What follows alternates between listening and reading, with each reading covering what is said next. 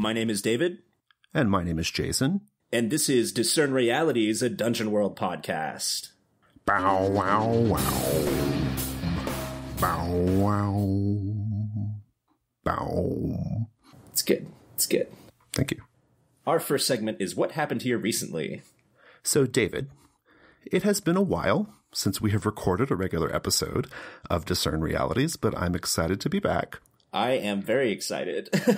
Yeah. So it's been a while. So I think what happened here recently is maybe not the best way of characterizing this segment. But nevertheless, I know that you have most recently played a campaign of Dungeon World using the terrific Magpie setting Cold Ruins of Lastlife. How'd that go? It went fantastic. I have been looking forward to talking about this for a while, and I'm actually running this Cold Ruins of Lastlife again in a long con for Gauntlet Con here starting tomorrow. Nice. So it's a great supplement. I've played the Anglekite supplement through, and I've played Cold Ruins all the way through. The interesting thing about both of those is they do have campaign ending conditions. Cold Ruins more so than Anglekite, but I played both campaigns all the way to the campaign ending condition. Awesome. Well, maybe just start by giving us the breakdown of what is Cold Ruins of Lastlife about?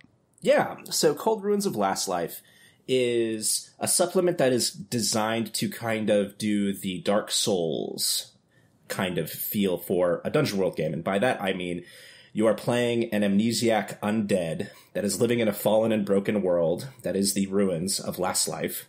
And everyone is looking for some place to try and find hope, either something from the past that they try to remember or something from the future, something they can build upon the ruins. And that will be very defining about the character. And in that way, it's significantly different than Dungeon World. You know, Lowell Francis, my co-host on the Gauntlet podcast and who runs Gauntlet Hangouts, he was at Gen Con working the Magpie room, running Magpie games. I was there as well. And he ran the Green Law of Varkith, which is the third in that series. And something that I thought was really interesting was he talked about to me afterwards how dramatically the Green Law of Varkith changes certain aspects of Dungeon World as a system, as a game, in ways that I thought were really interesting. Does Cold Ruins do that? Absolutely. I'm only familiar with the Green Law kind of in passing. I haven't gotten to try it yet, but I'm looking forward to trying it. But I'll tell you, Cold Ruins changes a lot of things about vanilla Dungeon World. Your character creation process is significantly altered because you're playing undead characters, and that means certain things. I mean, that means you can't turn undead if you're a cleric. You can't, exploit situations like that, first of all. And also, there are no races. Everyone is undead. That is your race. And that changes your racial ability, so to speak, is actually a twist on the last breath move. And that also reflects where it's kind of like Dark Souls. Your character does not die when they die. They respawn at a bonfire instead of dying. Yeah. Okay. Which leads to some interesting outcomes when you think about the idea of dying and what am I really giving up when I die. So other ways that it's different, the Spout Lore and Discern Realities moves are actually replaced by alternative moves. Oh, okay. The Discern Realities move is actually very similar. It's Study the Ruins, and it's got an alternative list of questions you can ask, and that changes some things, but not everything.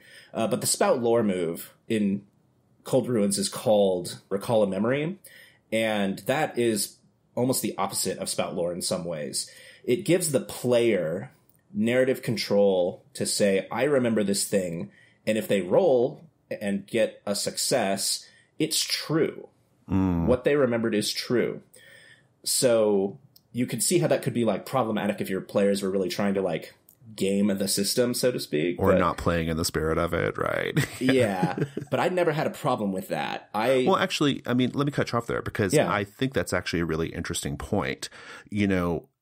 Vanilla Dungeon World, that's not how Spout Lore works, right? Spout Lore, it's all GM facing, right? The player asks, the player does the thing. It's almost a passive move, right? The player just knows something and then the GM tells them. And I'm curious, it sounds like the players in this one get to introduce some fiction, and it is true. How did you find that as a GM, like in terms of like adapting to that or making it work on the fly? Like, did you find that to be troubling, or did it enrich the play? No, it enriched the play 100% of the time. It was never a problem for me, but I'm pretty agile, and I could see where it could be difficult if you had an idea of like really specifically where the story was going to go and you did not want to veer off of that course. But if you're willing to adapt to a situation, and if you're willing to give the players the full benefit of whatever they said is true, but find another way that they still have to deal with some kind of conflict, then it's going to be right up your alley. That's super interesting. Any other highlights about either Cold Ruins or your particular play of it? Yes. So another thing to say about the key differences, the reason these two moves are replaced, the Spout Lore and the Discern Realities alternative moves, is because they will always generate an alternative kind of XP if they don't generate regular old XP. The Recall a Memory move will allow you to mark memories, and the Study the Ruins will allow you to mark radiance. And when you accumulate enough memory or you accumulate enough radiance, you advance down a track. And those tracks determine what you are placing your hope in as a character. If you are relying on your memories, you are investing in the past of Lastlife. If you are investing in your radiance, then you are investing in the future and what you could build on the ruins and bring it into radiance. Oh, how cool. And whenever a player gets to the last point in the track of either memory or radiance, that's the campaign ending condition. The game tells them to do a certain thing that is world changing, and then you wrap it up from there. Yeah, that's super interesting. Well, so another question. I know that Angle Kite is very epic in scope, probably more epic than I like in fantasy games. What's the scope of Cold Ruins like? Like, is it kind of a closer, more personal kind of fantasy, or is it this big, wide sweeping epic fantasy like Angle Kite is? It was not like Angle Kite in the same way that you would travel from great city to great city. It was much more like Dark Souls, where you kind of wander and try and find your own way, and there's lots of places you could choose to go. And that's very much the way that I allowed my players to decide how to do things, was where do you want to go next? And then they would find things there that they had to try and make sense of. And they would generally find some very large, dangerous thing that could potentially strike them down, and they would have to respawn at a bonfire. Unlike Angle Kite, where there was large factions working towards certain ends, there were still some factions in the Cold Ruins, but they were much less dangerous and had smaller stakes, and they were confused about what they were doing, because they're also amnesiac undead for the large part. Interesting. So, well, it sounds like overall this is a big thumbs up from you, right? I mean, oh yeah, this is great. My players and I had a fantastic time discovering what was going on.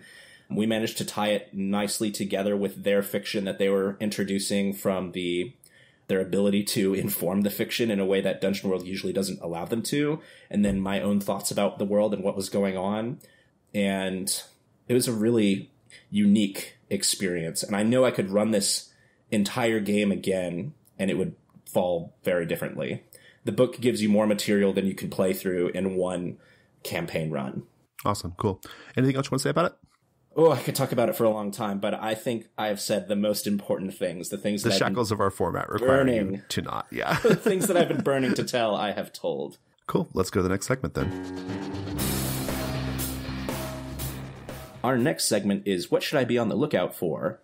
So, David, the Gauntlet is, since the last time we recorded, the Gauntlet has started publishing a blog, and it's getting a lot of traffic. People are really into it. And one of the most popular posts of recent times, and in fact, it's probably the second most popular post ever on the Gauntlet blog so far, is a post by Skylar Nelson. They wrote a post about making combat interesting. And, you know, when you say it like that, making combat interesting, that sounds like the sort of topic that you would hear about in 100 different YouTube channels or other places or podcasts, right? Like it seems like a pretty 101 kind of topic, right? Making combat interesting. But I'm going to recommend folks go check out this blog post. It is so good. Like it is so freaking good. It's a pretty lengthy post, but what Skylar does is they have made this like very, I think the right word is holistic, this holistic approach to combat, like looking at combat through all these different like lenses and perspectives. And just at the outset, I was reading this and I've run a million combat scenes, not just in Dungeon World, in lots of different role-playing games, right? And I read this and I was like, geez, I never thought of that. Or, this was like really challenging, like my thinking about combat. And so just at the outset, I'll just say that like, this is I don't know if mind-blowing is the right word, but like it's comprehensive and terrific. What do you think of it? Yeah, I thought it was really well thought out and really well segmented. I read it earlier today. Skylar does a really nice job of just laying out, here's what we're going to talk about, and then let me unpack this concept for you, how you can make your combat better through these 4 ways. Vivid detail, real stakes, interesting choices, and dynamic action. And I'm not going to rehash it all here because you can go to the blog and read it for yourselves. But I like that it was system agnostic. I like the examples. And then I like the kind of wrap-up concept of like, hey, if there's a non-combat way to get through a thing, that's another approach you should also consider. Yeah, the structure of this blog post is so good, and it makes it like a really easy, great read. They start with like this, presenting this sort of like classic boring combat, right? Like we've all been in that combat, right? And not really in Dungeon World so much. I think Dungeon World's mechanics sort of like make it so you avoid some of the traps of like dull combat, right? But, we've all been in the, D20 based, roll to hit, oh, you miss. All right, your turn. Roll to hit, oh, you miss. We've all done that, right? To where it just becomes this sort of like war of attrition, right? And you're just gradually an hour later, you've whittled the thing down enough to kill it or whatever, right? We've all been in those terribly, terribly boring, dull combats. So Skylar starts with like, hey, here's the problem, right? I always love it when anything that's trying to convince you of something starts with, here is the problem, right? And then they just like sort of pull apart the problem like in every step in every way through these different like segments of the post. Like you said, starts at the anatomy of a mediocre combat. I think it's a great heading. Then moves on to like using vivid detail, like, setting real stakes for the combat, making interesting choices. They talk about like this sort of like dynamic action concept. It's just so good. It's very, it's just a great approach to looking at the boring combat problem. And I strongly recommend it. I agree. It is some quality read right there. We will have a link in the show notes. Let's move on to our next segment. Our next segment is What Here Is Not What It Appears to Be. So Halloween is coming up. I anticipate this episode will be out a few days at least before Halloween. And David and I are in a scary mood. I'm often in a scary mood. I love horror and scary things. So we want to talk about, David actually pitched this. I'm saying it like it was my idea. It wasn't. But we want to talk about how to make monsters scary at the table. And mind you, they're never going to be truly scary because we're just people sitting around a table rolling dice, right? But how to like create like tension, how to create like creep, how to create something resembling scary at the game table, right? When it comes to monsters. I think that's the topic, right? Yes. And coming somewhat freshly off of Cold Ruins, I was doing a lot of this, so it was something I wanted to talk about some more. Yeah, I'm excited about this topic because on my other podcast, the Emmy award-winning Fear of a Black Dragon, we just did our Halloween episode where we talked about Tales of the Scarecrow, and the whole like the expert delve portion was all about like playing horror, right? So I think a lot of I'll just be kind of rehashing some of the stuff I said there, but okay. I'll be trying to make it like monster focused if I can. Let's start with like some basic points here. So what do you have first, David? Well, so I think an important thing to do is to show and not tell your monster or your creature. You want to describe it. And if you can avoid saying its name, I prefer not saying its name. Like, you could cut to the chase real quick in something and say, oh, look, a zombie appears. Right. Yeah. Oh, okay. Can I say something? So yeah. Like a year or 2 years ago, I read the original Drizzt Do'Urden Forgotten Realms books. I don't know if you're familiar with those, but it's the Dark Elf series of D&D books. And these fucking books, okay, they were fun to read. They're like garbage, but they're fun to read. These fucking books, there's no description of the monsters at all. They just literally, the author just literally says the D&D name of the monster. Like, it's like, Drizzt encountered a hook horror. Done. Like, there's no description of what a hook horror is. You have no idea. If you didn't know D&D, you would not know what a hook horror was. Like, you would just be like, what is that? There was like literally no description. So sorry, that's an extreme case, but yes, don't say the name. Yeah. I mean, assume the players have never seen anything like this before. In Cold Ruins, they haven't because they're amnesiac.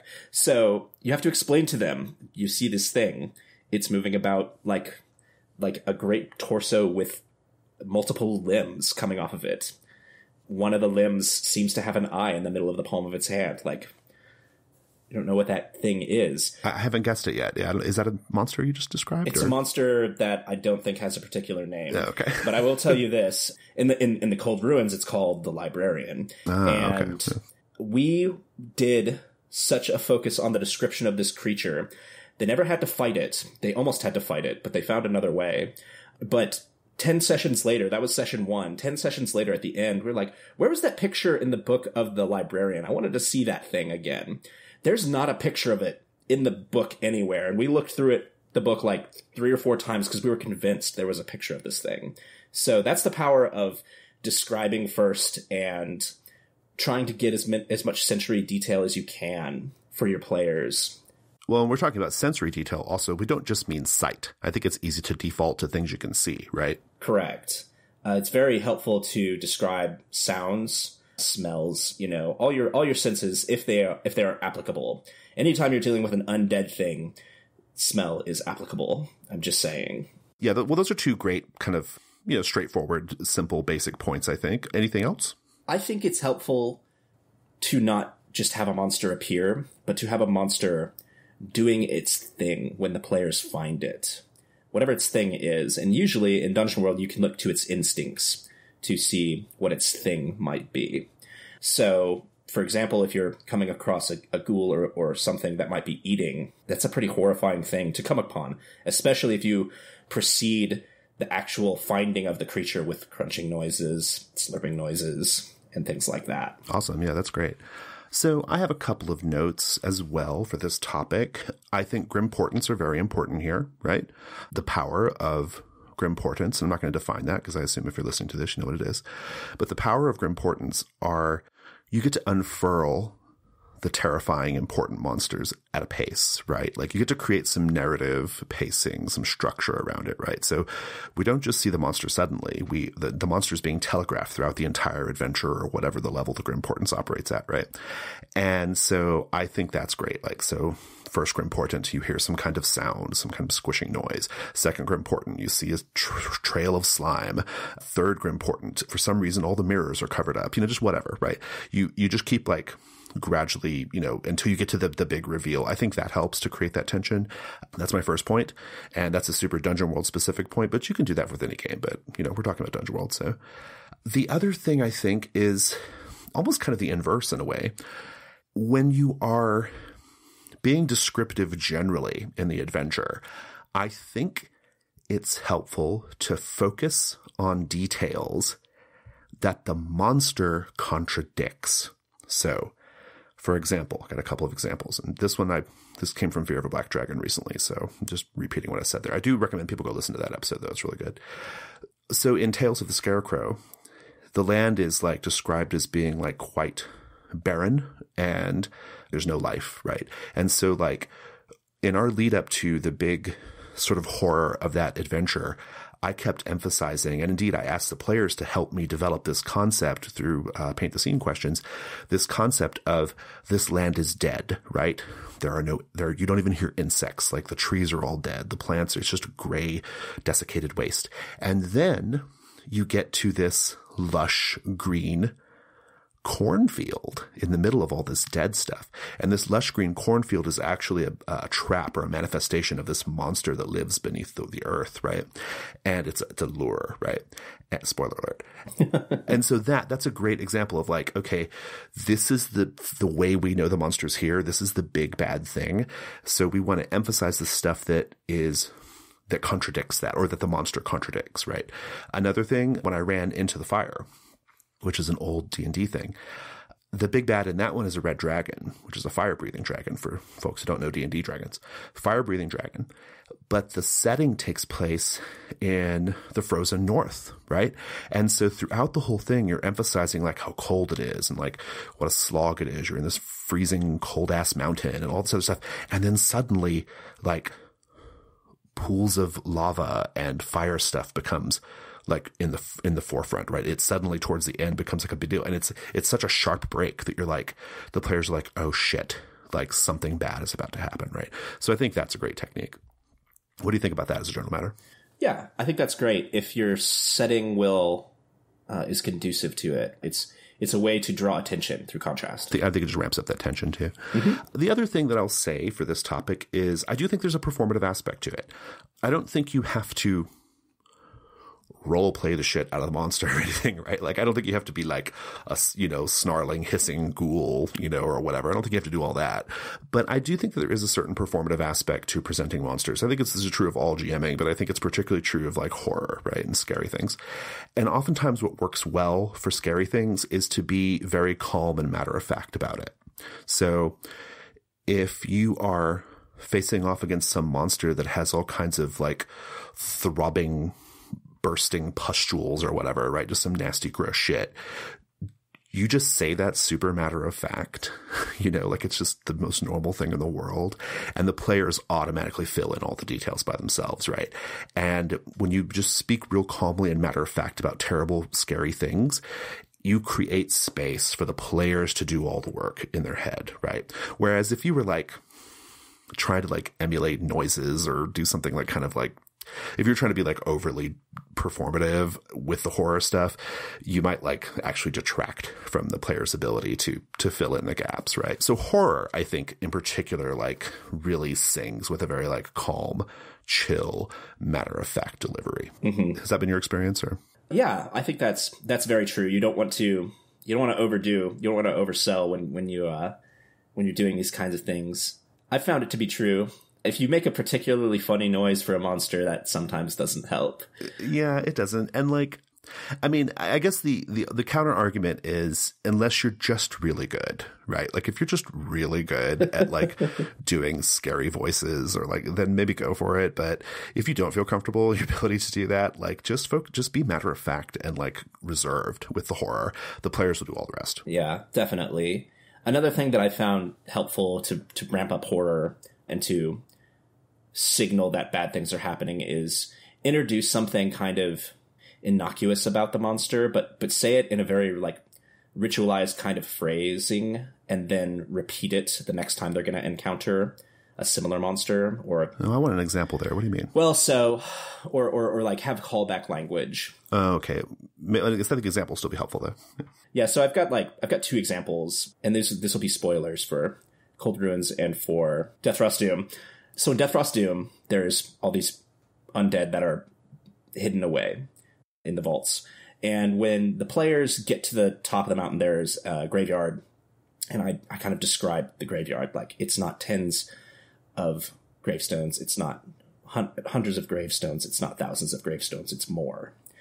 And then later on, when the undead are rising, I repeat that same kind of phrase. You hear the clamoring of feet. It's not tens of feet. It's not tens of feet. It's not hundreds. Oh, that's good. Yeah, I like that. Yeah, it's really smart. And then in Cold Ruins, there is this thing called the filth, which is, at first, it seems to be just like a filthy little boy or creature, but is in fact like a very dangerous being.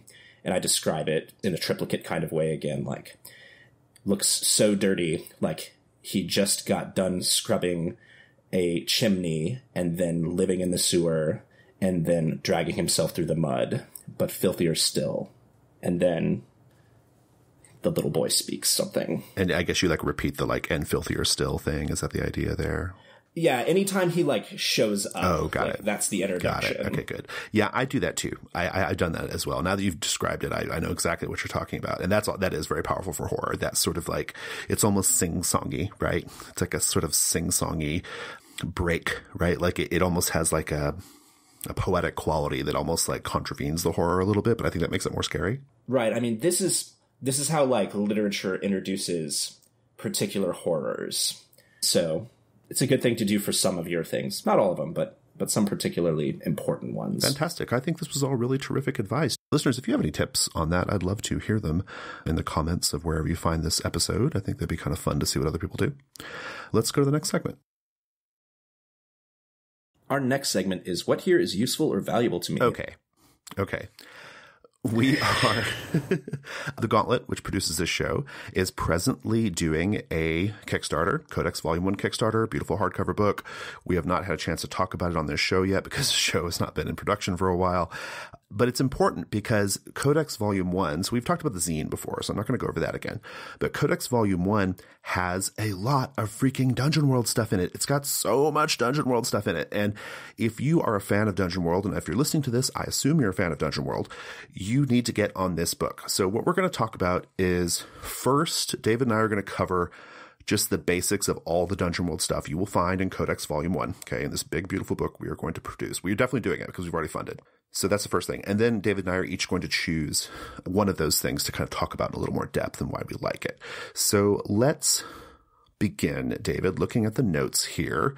There are 13 issues in Codex Volume 1, and almost all of them have Dungeon World stuff in it. And all of these 13 issues will be combined into this single book that we are kickstarting.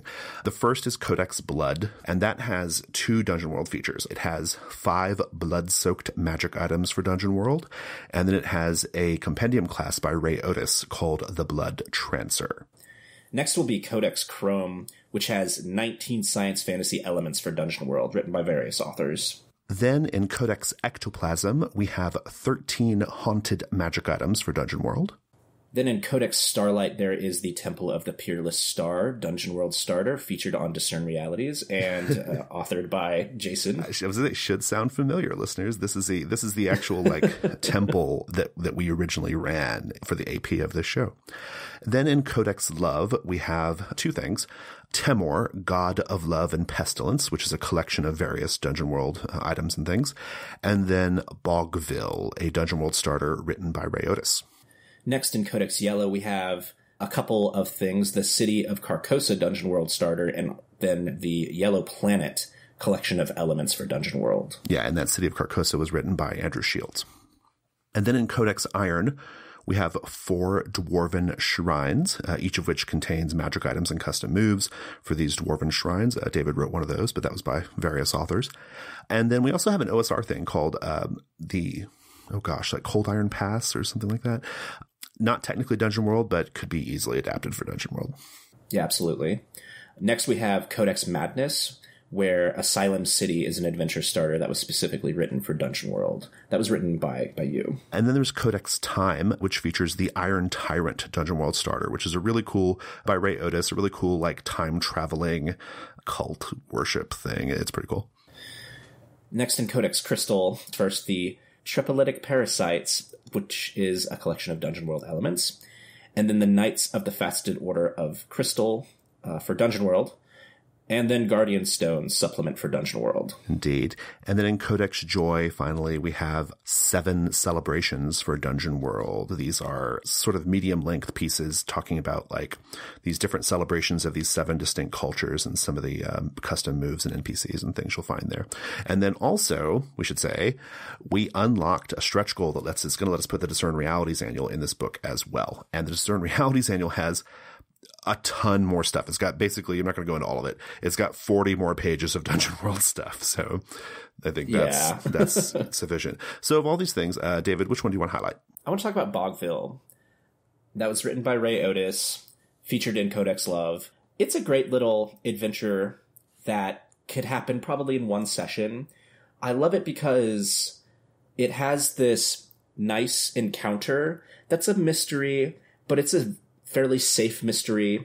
It's designed to be non-combative, but for there to be some discovery going on and maybe some laughs at what the Bogvillians get up to. They're kind of these frog folk, backwoods people that Ray says, if you're having trouble thinking how to characterize them, try and mix a 1960s hippie with someone from the backwoods, which sounds like just a great time.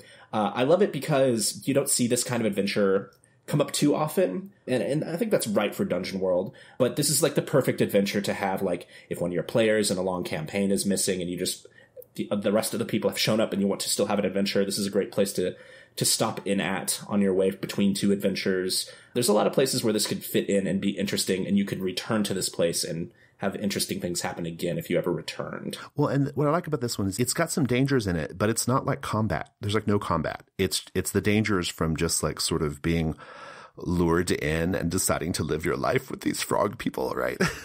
Yeah. Yeah. It's a super like kind of laid back, chill kind of, yet it still has its dangers kind of like thing. I think it's pretty neat too. Which thing did you want to highlight for listeners? I'm going to talk about Trepolytic Parasites, which was written by Matt Stewart and features some beautiful art by Vandal J. Arden. Trepolytic Parasites is kind of the opposite of Bogville. Trepolytic Parasites presents it's essentially like this crystalline hive mind, and these crystal spores are kind of floating about, and they infect certain people who become like dedicated to advancing the crystalline hive mind. And like if your characters get infected by these spores, like it has effects on their player abilities. It adds all kinds of like interesting moves and things they get access to. But also eventually the crystals will just kind of like burst through their skull and kill them. Just explode, I think. Yeah. And so it's not really like an adventure or a scenario. It's more of just like a kind of, the set piece is the right word. It's like an extended encounter that you can kind of drop into your game.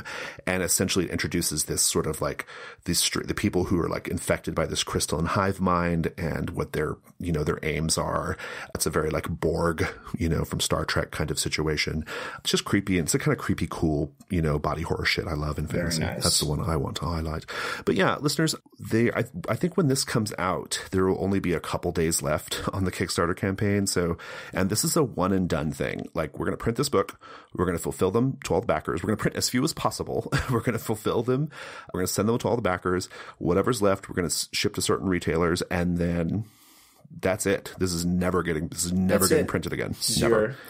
Your one chance to own the Discern Realities annual in cover with all in physical this other form, stuff. Right? Yeah, but we definitely need your help. We've funded, but honestly, this is a super expensive project because we've hit some stretch goals that are going to allow us to make the book like really, really beautiful. But that also ramps up the cost. The Discern Realities annual adds a huge amount of cost to the print run. So we have funded, but like we're just kind of by the skin of our teeth at this point. So in terms of like, is this worth doing, basically? Because it's going to be so much work, right? Because this is our first Kickstarter. But we're working with some awesome people. We're working with Sam Joko and Magpie to make sure we get the printing done right. We get the fulfillment done right. And so, yeah, it's a one and done thing, though. So we definitely could use your help with it. And please, please, please go back it. I think that's all I got to say. That's all I got to say. I can't wait to see this thing. Like, it's going to be so I've good. Been dreaming about this it's going to be great. Let's move on to our next segment.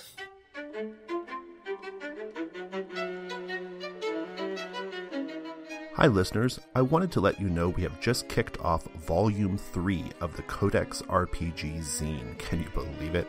The first issue in Volume 3 is Codex Flame. Here's what you'll find inside. Fireships at Midnight, a 3-player game that tells the story of the failed invasion of England by the Spanish Armada in 1588.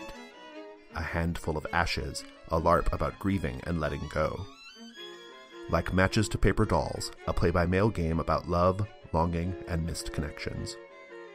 The Miscellany, 36 separated lovers, 5 original illustrations, and a custom layout by our new layout artist, Jake Householder.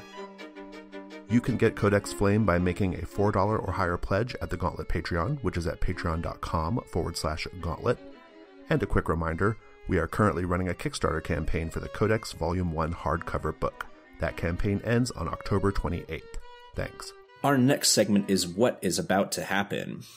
Listeners, this is the ongoing adventure of St. Evelyn the White. Adventure is a really interesting way of putting it. It's like a ongoing hell show.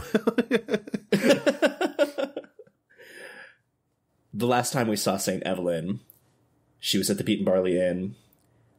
She had engaged in combat with a creature that calls itself Zagan. She managed to get it pinned underneath this iron chandelier, And the owner of the inn, Marlene, came back into the room, was concerned about what was happening, decided to close the shop and bar the door.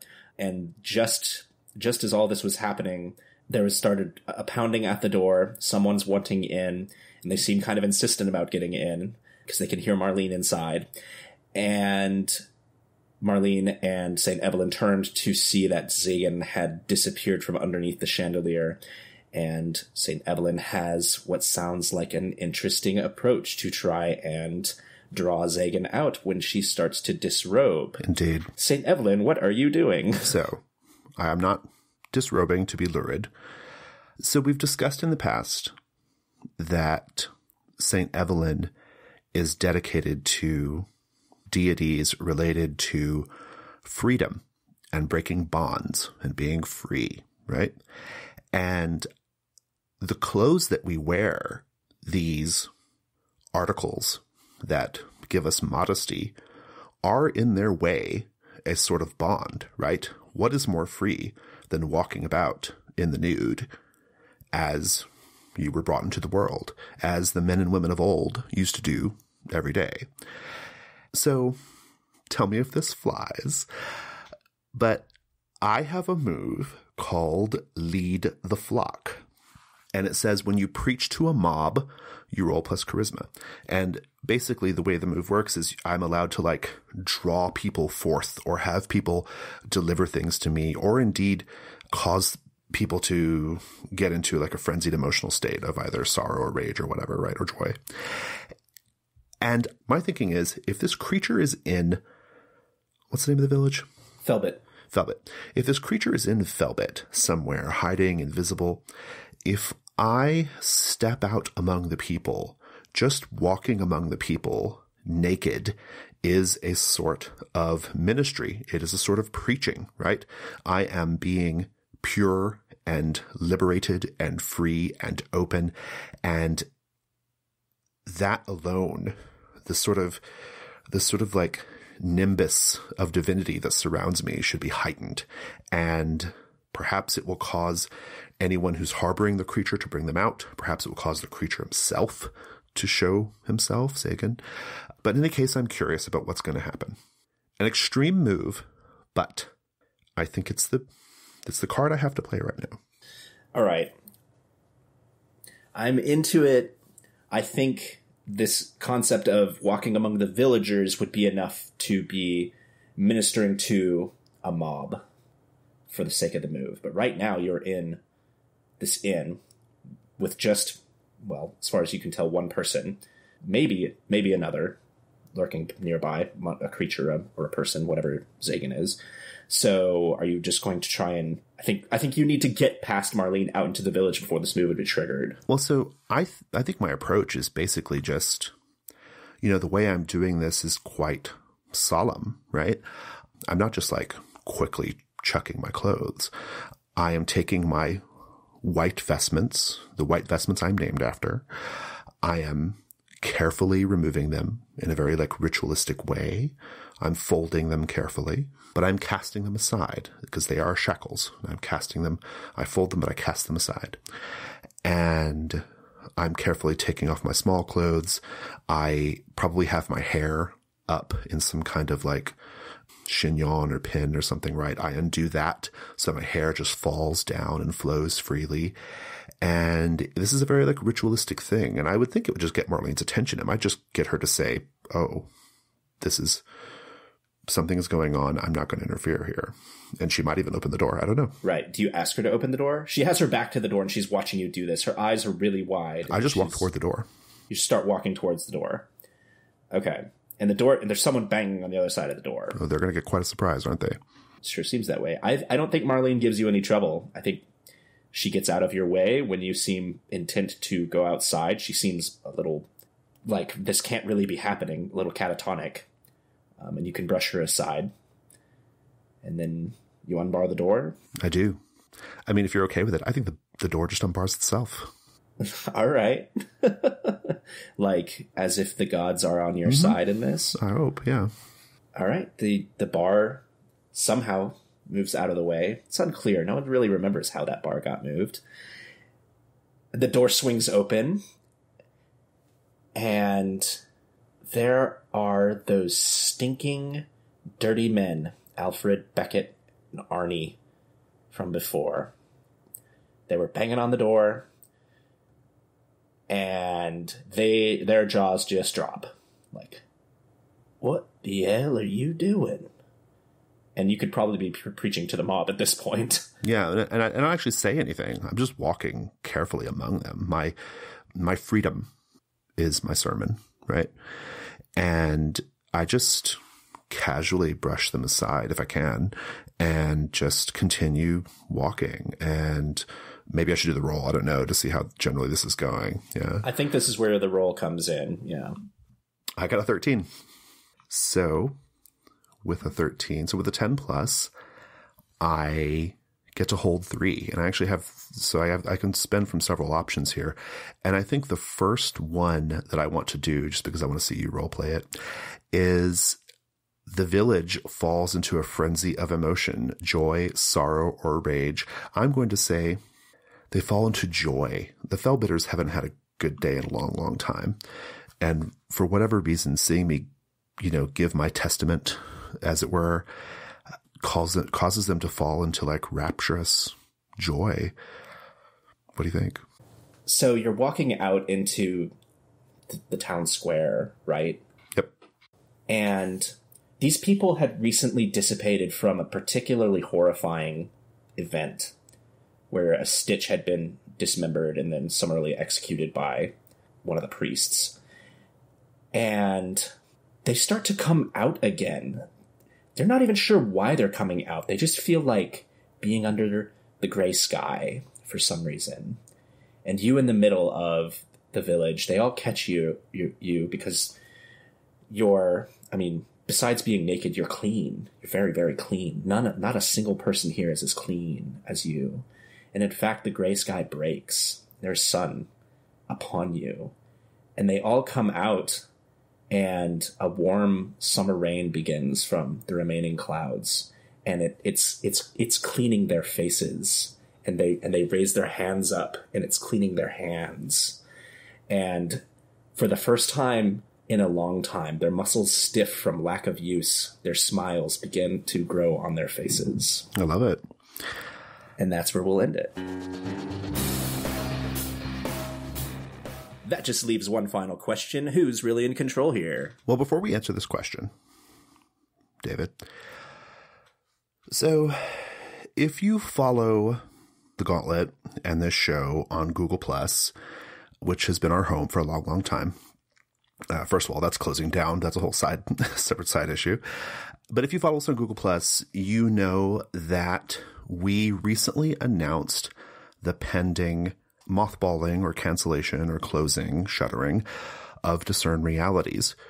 We announced that we would finish up the basics episode, and then episode 60 would be our final show of Discern Realities.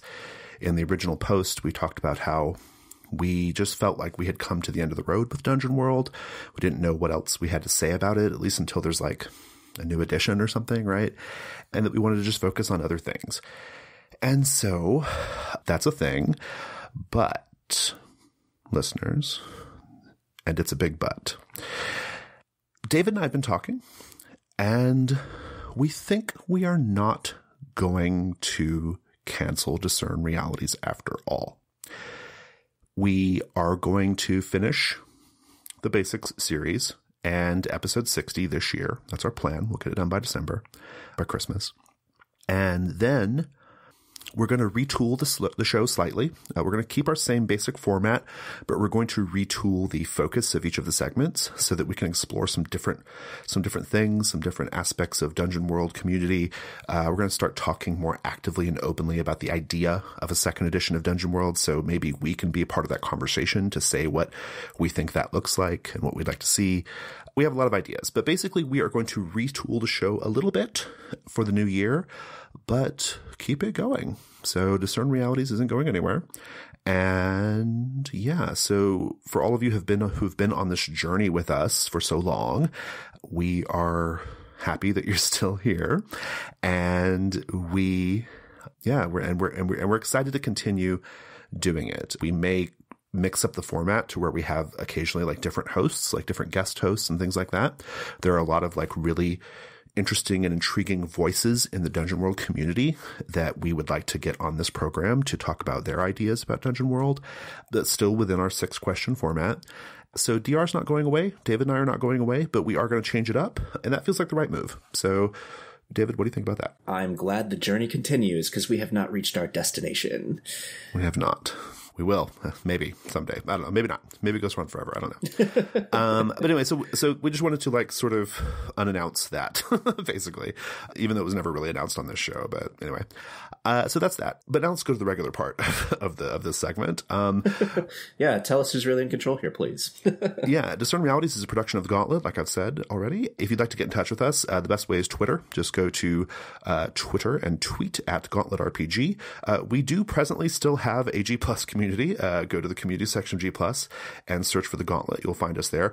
BT Dubs, we are moving to another home for our public-facing community. We don't know where that is yet, but we've got plenty of time to figure it out. We have a website. It's gauntlet-rpg.com, and we are on Patreon at patreon.com/gauntlet. We're currently running a Kickstarter. In case you didn't catch that earlier, please go back to Kickstarter. And yeah, that's it. David, thanks so much. Thank you, Jason.